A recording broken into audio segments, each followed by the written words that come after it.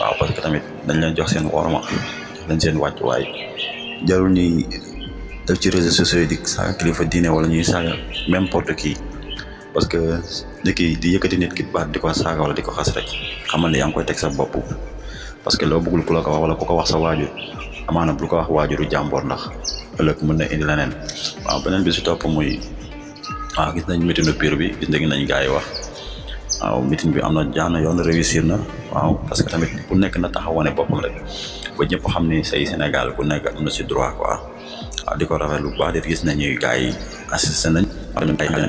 gis nañ ñu waa kii tamit seen meeting amoon tuuti tamit waaw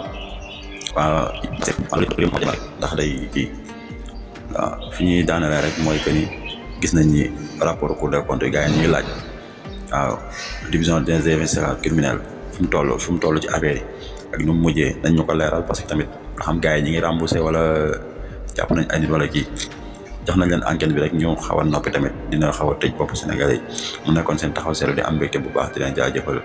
di leen bëggee bu baax gis nañ jàppale bi ngeen di jàppale jaa ngeen jëf